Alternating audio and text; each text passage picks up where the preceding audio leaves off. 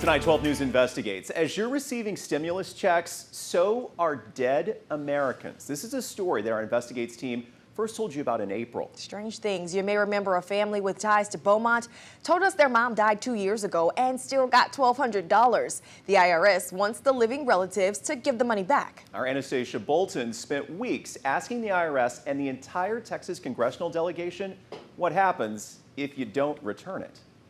When you get past the surprise, your dead loved one got stimulus money, ignore the fact that the IRS appeared to have issued those checks to people they knew were dead, since they coded the checks that way.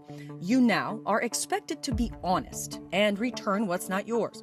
What happens if you don't? The IRS hasn't said, and for weeks have ignored our multiple requests for answers. The legislation that was passed has several different provisions that seem to say if the IRS makes a mistake, that mistake is on the IRS, not on you. Adam Michel is looking at the CARES Act language as an economist at the Heritage Foundation, a conservative think tank. If I had to guess, the IRS won't be coming after people sort of tooth and nail as they would in a lot of other ways.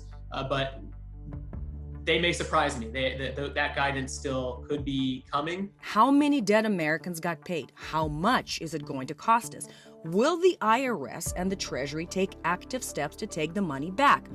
Once you get over the euphoria of getting the money, here's why the answers matter. The federal dollars aren't free. They have to come from somewhere. It means that taxes have to be higher in the future. We figured the people who'd care about this and have the authority to demand answers from the IRS and the Treasury are Texans elected to represent the taxpayers in Washington. In a previously scheduled interview, Senator John Cornyn, who's running for re-election this year, told us he hoped Texans return the money. That's not what Congress intended when we appropriated the money, to be sure. For weeks, we tried to talk to the state's other senator, Ted Cruz, and 36 representatives.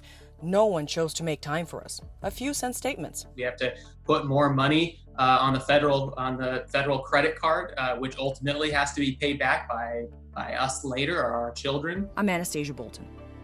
So more perspective on this. In early May, several senators and congressmen from other states sent a letter to the Treasury, the IRS, and the Social Security Administration asking for accountability. Spokespeople for two representatives told us they also have not gotten answers.